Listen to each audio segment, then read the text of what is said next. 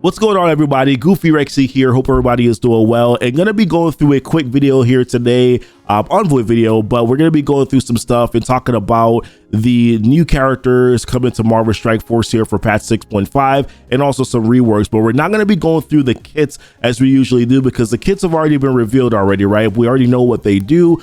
What we're gonna dive into here is some notes that we got from the devs, right? What is this team supposed to be able to do? What are they supposed to be able to be? And then sort of some assessments that I have in regards to should you be building these teams or not, where they're going to be useful for you. We're going to be going through that here in this video as well. So we're actually going to dive right on into, we're going to talk first and foremost about the War Dogs team and some sort of quick highlights on this team here. So of course we know already that we're getting 2 new characters, right? Black Panther 1mm, and then we're also getting Nakia. 3 reworks are going to be going to Shuri, Black Panther, and Okoye. Now, some of the highlights of this team that they mentioned here is that this is supposed to be a war offense specific team. The reason why that's said there is because we asked, okay, do we foresee this team going on war defense? Do we see this being sort of a nightmare sort of a team again? They mentioned that this is supposed to be more so of a war offense team. And reason being is that this team is supposed to be able to beat the Dormhole team, right? So Dormhole, very strong team. Of course, we do have a Gamma that does take care of the Dormhole team as well. But a lot of people are putting Gamma on defense. So now you can use your Gamma on offense to beat that Gamma team on defense. But then now have another option available to you here with the War Dogs team to be able to beat Dormhole. A lot of that goes towards them being able to grab the safeguard steal from Black Panther 1mm. That's pretty big in the matchups. And then Nakia's passive, of course, pinging and the ability to hit stealth targets. Things like that are going to enable for this team to be able to beat that Dormhole team. And of course, the increased speed from Shuri as well is pretty nice. So that's also going to be helpful as well as you're sort of looking forward to these matchups. Now, we did ask them this question: are they going to be able to beat Underworld? They mentioned no, probably not going to be able to beat the Underworld team here. They tested them literally while questions were being asked here. Are they going to be able to be the Underworld team? Unfortunately, they are not able to be the Underworld team on offense, at least through their testing. We'll have to test it out ourselves, I guess, in war.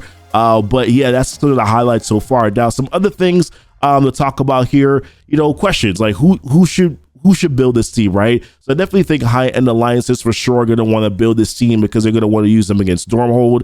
I think newer players, if you're playing right now, there's a couple of things, right? You have Shuri, Black Panther, and Okoye who are free-to-play accessible. Depending on the event, you might also be able to get enough shards to unlock the new characters or get close to unlocking the new characters. And they're a slightly free-to-play team, right? So you can get Shuri, get Black Panther, Okoye, build them up and use them.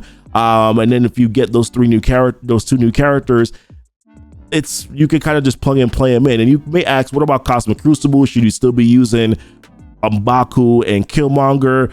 Really, the main cogs of the team is Black Panther, Shuri, and Okoye. So I think adding the new characters, even if you're going to use them in Cosmic Crucible as well, is still a good direction to go because they're going to have better stats. You're going to be able to use them a little bit. They're going to be better, right, than what Killmonger and M'Baku can do. So in a lot of ways, I do think that probably even getting the new characters, Nakia, and then also Black Panther 1mm is probably going to be the way to go. Or that's what I would probably recommend in my personal opinion. They're a multifaceted team as well, right? So they're good in war. They're going to be good in Cosmic Crucible. They're going to be good in raids. And then, of course, you have Scourge, right? So you can also use this team now as a Scourge team, and they're a slightly free-to-play team that you can grab as well because of the other 3 characters that are already in the game. I will still say this, though. Players probably might still skip because if you don't care about war, if you don't put that much into Cosmic Crucible, this might be a skippable team for you because Bionic Avengers is most likely going to be better for your Scourge runs. You can find other teams available for Cosmic Crucible that you can use by building out raid teams, building out arena teams, etc. So maybe this will be a skippable team, but I know a lot of players like myself, passion project in this team, so definitely looking forward to probably them coming as well. All right, so let's talk about some other things here. The Undying team, right? So for Undying, we know that we're getting 1 new character, Zombie Ironman. We're getting a rework here to Hela. Some highlights here really quickly. So powerful 2-man war team. I like the 2-man war team thing, right? Because, or 2-person war team. I need to say 2-person. It's disrespectful to just say man team with Hela be there, but a 2-person team. This gives a lot of flexibility for players, right? Because you can plug and play 3 other characters that you've already built up already, and then you can use them with these two characters that are here, right? You're supposed to be able to beat Dormhole. That was what the dev said. Also a chance to beat Underworld. This was not tested, but the devs did mention that there's a chance for them to beat Underworld. Ironman has a 200% accuracy, so that will help him against Taskmaster. And they also mentioned a couple characters that you could probably, we asked them about who can you use them with, right? And it does mention that 3 other good characters / powerful characters. They didn't really give any sort of specifics on that. They did talk that even maybe the new warriors could work with them, right? So Deathpool, Cloak, and Dagger are some good characters that can work with them. There's some bleeds that can go out, and of course Ironman Zombie can take advantage of those bleeds. We talked already about Tangled Web also being a team that can be used as well, because of course those bleeds, Ironman Zombie can take advantage of those bleeds. I mentioned the symbiotes previously. That's more for fun. I think that's not top end, but it's an option that you have available to you. And then of course hybrid Bionic Avengers. I mentioned this because of Deathlock, mainly because I'm thinking about Deathlock being able to go on turn 1. He also has a 200% accuracy, can apply the bleeds. Ironman Zombie is gonna go after Deathlock from my remembrance in terms of speed. So I think that may work. I don't think it's top end. We're still gonna figure that stuff out, right, as we sort of go through it. And then Ironman Zombie does have this new unique right now for his hero unique, which is called Fortify Chromium. And just really quickly, let's just pull up sort of what a zombie Iron Man looks like from a roster perspective here. We're gonna jump over to stats and kind of take a look at that. So he's at 90 in gear tier 16, as you can see right here. His stats look really good, I will say. So we're just gonna kind of do the pan over to it. As you can see here, health 1.2 million health, 54,000 damage, armor 32,000, focus 17,000. And then of course speed is a big one, right? 109. That's what you want to take a look at there. So I think Ironman Zombie will be powerful. I don't know exactly if everybody's going to build this team, but it is an easier team to invest into, because if you've already invested into Hela, then you're kind of just adding on Zombie Iron Man, which I think would be a easy sort of a way to transition. I think sort of some investments here, unless you probably don't have bio because of Gamma, right? All right. Next thing to talk about here is the DeathSeed team, and this is what Dark Beast is going to look like here in the game. Of course, we know that there's one new character comes to this DeathSeed team for this upcoming patch here. His unique, so Dark Beast's unique is experimental formula, right? So that's the same one that the Web Warriors use. So if you haven't built up Web Warriors yet, you need them for your Bio Doom raids, then you're going to be double dipping a little bit here, right? But we got 2 reworks for Magneto and Psylocke. Beast passive is amazing, but some of the questions that we asked is, okay, well, a lot of his passive is negated whenever he gets ability block, right? So the explanation for them in regards to why why a lot of his passive is negated when he has the ability block is because they were thinking in the future there's probably going to be content where you're going to be going up against an enemy Dark Beast, and you don't want those passives to be proccing, right? You don't want those things to happen. So therefore it's kind of a safeguard for you having to face future beasts on defense. Also, I can see where this could be a little bit of an issue in terms of like mirror matching, right? Because of course Magneto is able to apply ability block, so that could be a little bit of an issue in PvP matches, but also kind of makes it not as dreadful of an experience because his passive is pretty powerful.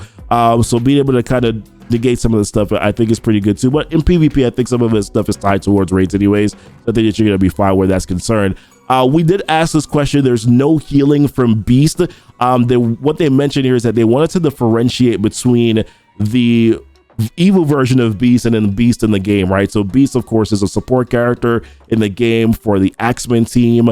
And they wanted to differentiate between Dark Beast and Beast. So therefore, there's no healing on Beast. So we asked the question, okay, well, for this DeathSeed team, is there going to be a healer? They did mention that there's going to be a healer that's going to be coming to this team. Not announced as of yet, but there's going to be a healer that's going to be coming to this DeathSeed team here to give them that additional sustain that they do need. And now we also did bring this up. Focus issues were brought up for number one, Dark Beast, but it also brought up for Magneto and Psylocke. So and the reason why that was asked is because they were not, for these higher end Doom raids, Doom 3.4, 3.5. Nobody's doing 3.5 yet, I don't think. But at least for like 3.4, focus does matter a little bit here with a lot of these stats that are a lot of these characters that are super stacked. So that question was asked, okay, well, is there going to be a boost focus, right? Is there going to be somebody that's going to boost their focus? Now, I know Magneto's passive will boost the team. I think it's by 60%. So that may be okay, but there might be a need for that extra 5,000% focus on a particular ability. So something that they might have to circle back around to in the future here. But let's close this off by taking a look here at Dark Beast and just some stats for him here. Let's just scroll all the way over. I'm gonna kind of just give you an idea as to what this looks like. So once again, 90 gear tier 16. If we're taking a look at stats here, which I'll get to at some point in time, I'm sure. All right, yeah, here it is. So for his stats here, 729k on the health, so not massive, but okay. 48%, 48,000 damage, armor 20,000, focus 18,000. But of course that gets increased by 60%, speed 113. Of course this focus can increase by 60% here from Magneto's passive, right? Because he gives an increased 60% focus to all DeathSeed characters. So that's pretty much it, guys. I mean, what are your thoughts here on these teams? Obviously DeathSeed is going to be the major team to invest into, but it looks like you may have some time on that because Archangel is not going to be coming until patch 6.6 here. War Dogs, probably not a team that you have to force yourself to build by any means, but I definitely do think that there are going to be some usage and some viability for them as you sort of kind of progress throughout the game here. And then Ironman, Zombie, and Hella have a place. Like I said, if those two teams can be Dormhold, they have a lot of value, I think, for a lot of players here in War. So I definitely can see where people might invest. But just appreciate you guys watching the video. Hopefully you like the what we kind of went through here today. Don't forget to like and subscribe to the channel if you haven't done so already. Hit the notification bell so that you know when the videos do go live, guys. And until next time, I'll be blessed. I'll be safe. Bye.